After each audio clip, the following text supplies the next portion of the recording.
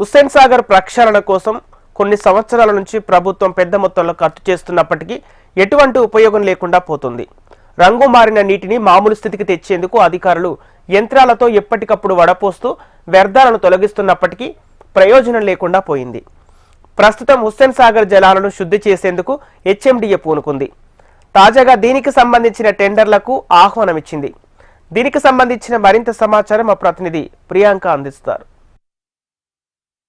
హైదరాబాద్కి ఎవరు వచ్చినా సరే ముందుగా చూడాలనుకున్నది హుస్సేన్ సాగర్. అలాంటి హుస్సేన్ సాగర్ దుర్వాసన వెదజల్లుతూ చెత్త చెదరంతో నిండి ఉంటుంది. అయితే గతంలో కూడా ఎన్నోసార్లు క్లీనింగ్ ప్రాసెస్ చేసినప్పటికీ కూడా ఇంకా అది అలానే ఉంది. అయితే ప్రస్తుతం అయితే అధికారులు దీనిపై ఫోకస్ పెట్టారు.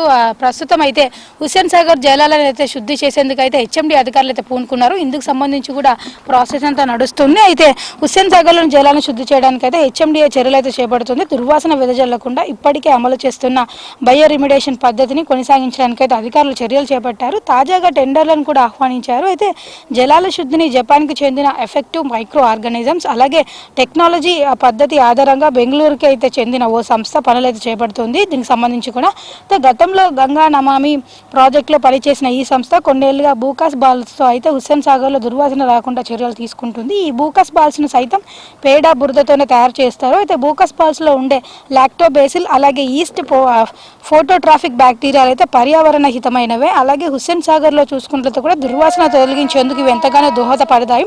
దుర్వాసన వెదజల్లే బ్యాక్టీరియాను మరో రకమైన బ్యాక్టీరియా ద్వారా బయోరిమిడేషన్లు అయితే నిర్వహిస్తారు. అయితే ఈ పద్ధతిలోనే హుస్సేన్ సాగర్ జలాలను శుద్ధి చేయడానికి అయితే ఆసక్తి అర్హత గల సంస్థల నుంచి కూడా హెచ్ఎండిఏ టెండర్లు అయితే ఆహ్వానించింది. సో మొత్తానికి చూసుకున్నట్లయితే కూడా ఇప్పటికీ ఇక్కడ ఉన్న మిషన్స్తో అయితే ప్రస్తుతం అయితే చెత్త చెదరం ఏదైతే ఉంటుందో లోపలనంతా కూడా తరచూ తొలగిస్తూనే ఉన్నారు. ఎప్పటికప్పుడు చెత్తనంతా క్లీన్ చేసి కూడా మొత్తానికి అయితే చేస్తున్నారు. అయినప్పటికీ కూడా దుర్వాసన వస్తూనే ఉంది. సో మొత్తానికి చూసుకున్నట్లయితే కూడా ఇప్పుడైతే కొత్తగా టెక్నాలజీ యూజ్ చేసి కూడా ఈ దుర్వాసన పోగొట్టేందుకు అయితే అధికారులు అయితే ప్రయత్నిస్తున్నారు.